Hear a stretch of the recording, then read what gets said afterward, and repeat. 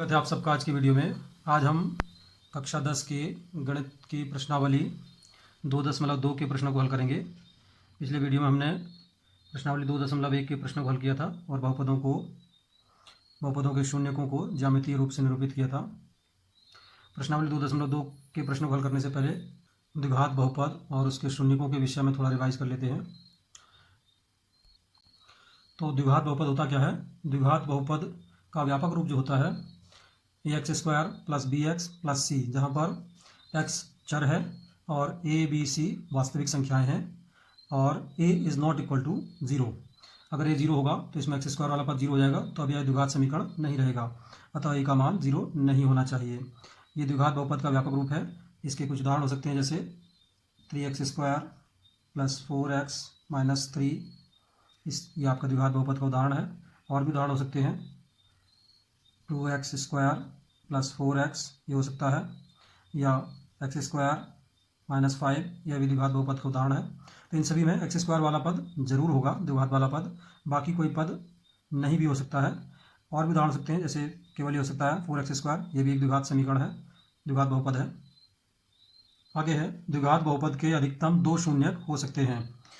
जितनी घात वाला बहुपद होता है उसके अधिकतम उतने ही शून्यक हो सकते हैं। एक घात वाला बहुपद है, उसके एक शून्यक हो सकता है, द्विघात वाले के 2 शून्यक हो सकते हैं, त्रिघातीय बहुपद के अधिकतम 3 शून्यक हो सकते हैं। आमतौर पर हम द्विघात बहुपद के शून्यकों को अल्फा और बीटा अक्षरों द्वारा हम निरूपित करते हैं। अल्फा बीटा ग्रीक अक्षर हैं, इनसे हम शून्यकों को निरूपित करते हैं द्विघात बहुपद के।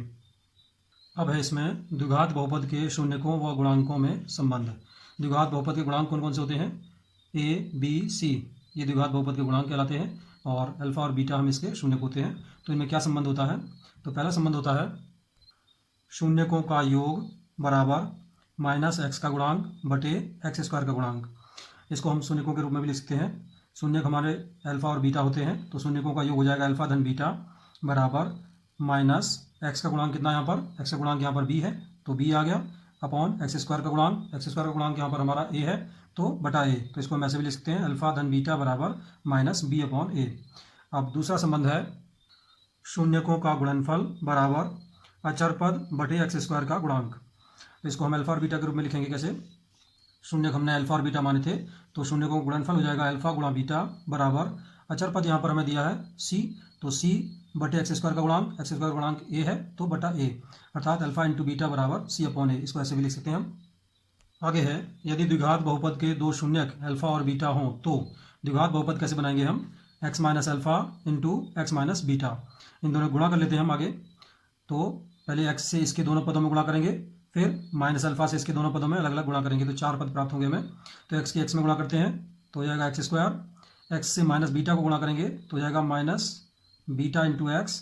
अब -अल्फा से x में गुणा करेंगे तो -अल्फा x, और -अल्फा से -बीटा को गुणा करेंगे, क्योंकि दोनों समान चिन्ह के हैं तो प्लस आएगा अल्फा इंटू बीटा।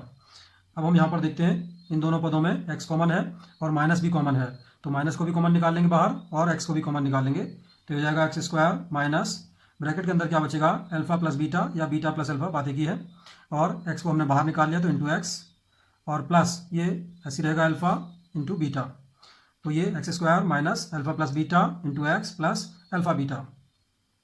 इसको दूसरे शब्दों में हम ऐसे भी लिख सकते हैं, x² minus alpha plus beta क्या होगा? शून्यकों का योग इंटू x, और अल्फा इंटू बीटा का मतलब है शून्यकों का गुणनफल। तो यदि हमें शून्यकों का योग और शून्यकों का गुणनफल दिया है तो इस विधि द्वारा हम द्विघात बहुपद ज्ञात कर सकते हैं। आइए हम प्रश्नावली 2.2 के प्रश्न 1 को हल करते हैं। पहला प्रश्न है, निम्न द्विघात बहुपदों के शून्यक ज्ञात कीजिए और शून्यकों तथा गुणांकों के बीच के संबंध की सत्यता की जांच कीजिए। तो आइए हम इसमें पहला खंड कर लेते हैं। तो पहला खंड है हमारा x² - 2x - 8, ये एक द्विघातीय त्रिपद है बहुपद। इसके हमने गुणनखंड कक्षा 9 में किए हैं, तो शून्य ज्ञात करने के लिए इसके गुणनखंड ज्ञात करते हैं हम, और कक्षा 9 में जैसे हमने किए थे उसी प्रकार से इसके गुणनखंड करेंगे। यहाँ पर हम क्या करते हैं, अचर पद और जो द्विघात वाला पद है उनकी दोनों के गुणा करेंगे, तो हमें प्राप्त होगा x² गुणा -8, तो हो जाएगा -8x²। अब हम इसके ऐसे 2 गुणनखंड बनाएंगे जिनको जोड़ करके बीच वाला पद यानी कि ऋण 2x हमें प्राप्त हो। चूंकि ये ऋणात्मक है तो इसके 2 गुणनखंड इस प्रकार, और इनके गुणनफल हमारा ऋण 8x² है, इसका मतलब इसके 2 गुणनखंड ऐसे होंगे, एक ऋणात्मक होगा एक धनात्मक होगा। अब चूंकि हमें यहाँ पर जोड़ करके ऋण का लाना है, तो इसका मतलब ऋण वाला गुणनखंड बड़ा होगा, तो हो जाएगा ऋण 4x और गुणा धन 2x, ये हो सकता है, क्योंकि ऋण 4x धन 2x, ऋण 4x धन 2x बराबर होता है ऋण 2x, क्योंकि विपरीत चिन्ह के हैं तो घट जाते हैं और बड़ी संख्या ऋणात्मक है तो ऋण 2x प्राप्त होगा हमें। तो हम ऋण 2x की जगह ऋण 4x धन 2x लिख लेंगे यहाँ पर, तो हमें प्राप्त होगा एक्स स्क्वायर ऐसी आ जाएगा। इसकी जगह लिख लेंगे हम ऋण 4x धन 2x और ऋण 8 पीछे से ऐसी आ जाएगा। अब हम यहाँ करते हैं 4 पद हमें प्राप्त हो गए, तो अब दो पदों के समूह बना लेते हैं। अब देखते हैं पहले समूह में इन दोनों पदों में कौन सा गुणनखंड कॉमन है। देखो एक्स स्क्वायर का मतलब है x गुणा एक्स और माइनस 4x का मतलब है 4 गुणा एक्स, तो x दोनों जगह कॉमन है, तो x को कॉमन ले लेंगे। यहाँ पर बचेगा x ऋण, यहाँ पर बचेगा 4, क्योंकि x यहाँ से और x यहाँ से कॉमन बाहर ले लिया हमने। अब इन दोनों पदों में कॉमन देखते हैं क्या है। देखो यहाँ पर x तो है नहीं, तो गुणनखंड अंकों में देखते हैं हम, यहाँ पर है 2 गुणा एक्स और ये हो सकता है 2 गुणा 4, तो 2 हम कॉमन ले सकते हैं, तो यहाँ पर बचेगा x ऋण, यहाँ पर क्या बचेगा 4। अब यहाँ 2 पद हमें प्राप्त हो जाते हैं और यहाँ पर हम देखते हैं कि x ऋण 4 दोनों जगह कॉमन है, ये पूरा पूरा ब्रैकेट कॉमन है, तो पूरा ब्रैकेट हम x ऋण 4 कॉमन ले लेंगे, तो यहाँ पर बचेगा x और ये धन 2 आएगा यहाँ पर। तो इस प्रकार हमारे दो गुणनखंड आ जाते हैं, x ऋण 4 इंटू एक्स धन 2। अब शून्य ज्ञात करने के लिए इनको हमें बहुपद को 0 के बराबर रखना होगा, अर्थात x ऋण 4 इंटू एक्स धन 2 बराबर 0। अब ये नियम होता है गणित में कि अगर दो पदों का गुणनफल 0 के बराबर है तो उनमें से कोई एक पद अवश्य 0 होगा। तो हम मान लेते हैं x ऋण 4 0 है, तो यदि x ऋण 4 बराबर 0 है तो x बराबर कितना आएगा, ऋण 4 को पक्षांतर करके दाएं पक्ष में ले जाएंगे तो जाएगा 0 धन 4 अर्थात 4। अब यदि दूसरा गुणनखंड 0 है अर्थात x धन 2 बराबर 0 है, तो x बराबर क्या आएगा, धन 2 को पक्षांतर करके दाएं पक्ष में ले जाएंगे तो जाएगा 0 ऋण 2 अर्थात ऋण 2। तो इस प्रकार हमें बहुपद के शून्यक प्राप्त होते हैं, अतः बहुपद के शून्यक होंगे 4 और ऋण 2। अब हम शून्यकों और गुणांकों के संबंध की सत्यता की जांच करेंगे। तो पहला संबंध है हमारा शून्यकों का योग बराबर माइनस एक्स का गुणांक बटे एक्स स्क्वायर का गुणांक। तो हम दोनों पक्षों को इसमें बराबर सिद्ध करेंगे। शून्यकों का योग कर लेते हैं पहले। शून्य क्या थे हमारे, 4 और ऋण 2, तो 4 धन ऋण 2 बराबर इधर माइनस एक्स का गुणांक कितना है, ऋण 2, तो ऋण 2 लिखेंगे हम, ब्रैकेट में लिख लेंगे इसको क्योंकि एक ऋण यहाँ पर पहले से है, बटे एक्स स्क्वायर का गुणांक। एक्स स्क्वायर गुणांक कितना है यहाँ पर, कोई गुणांक नहीं तो इसको हम 1 मानेंगे क्योंकि 1 सभी संख्याओं का गुणांक होता है, तो बटा 1। इसको हल कर लेते हैं हम, 4 ऋण 2 हो जाएगा ये ब्रैकेट खोलने के बाद, क्योंकि ब्रैकेट के बाहर ऋणात्मक चिन्ह नहीं है तो इसका चिन्ह नहीं बदलेगा। और इधर क्या हो जाएगा, ब्रैकेट के बाहर यहाँ ऋण का चिन्ह है तो ब्रैकेट के अंदर वाली संख्या का चिन्ह बदल जाएगा जब हम ब्रैकेट खोलेंगे, तो जाएगा धन 2 और बटा 1 है, 1 से 2 को भाग करने पर 2 ही आएगा, तो 4 ऋण 2 कितना होता है, 2 बराबर 2। इस प्रकार दोनों पक्ष बराबर आते हैं, अतः पहला संबंध हमारा सत्य सिद्ध हो जाता है। दूसरा संबंध है हमारा शून्यकों का गुणनफल बराबर अचर पद बटे एक्स स्क्वायर का गुणांक। तो इसके भी दोनों पक्षों में मान रखते हैं हम और दोनों पक्षों को बराबर दिखाते हैं।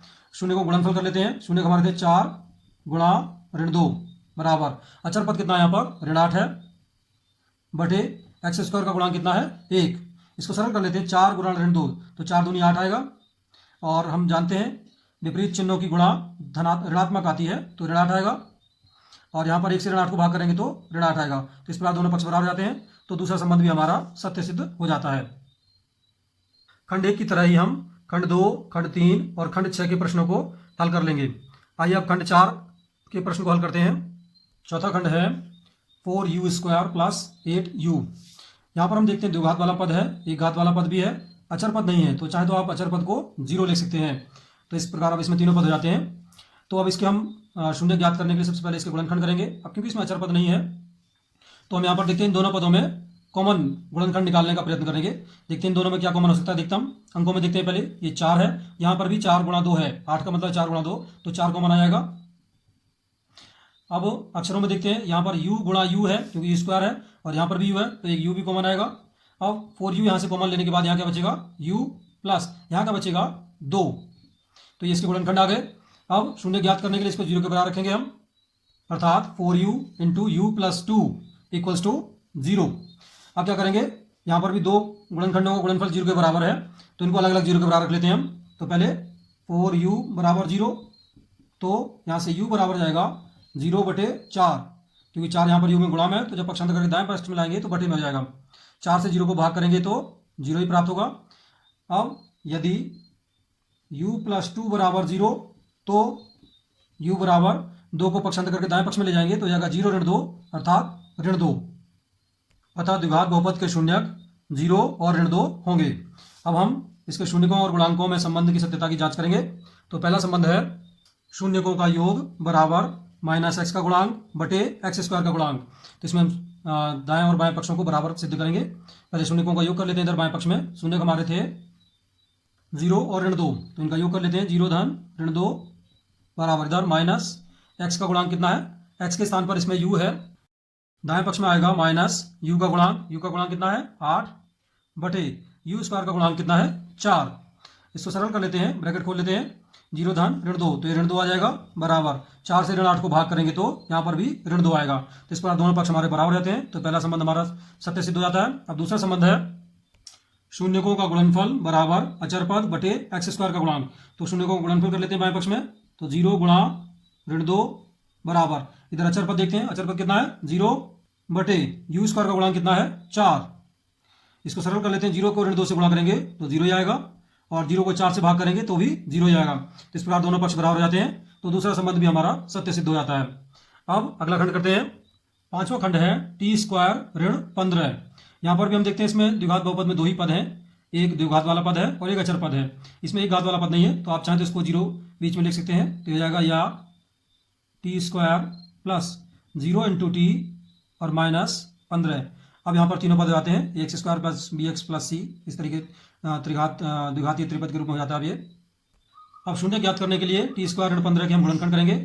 यहाँ पर हम गुणनखंड करने के लिए एक सूत्र था, हमने जो पहले पढ़ा था, ए स्क्वायर माइनस बी स्क्वायर बराबर ए प्लस बी इंटू ए माइनस बी, इसका उपयोग करेंगे हम।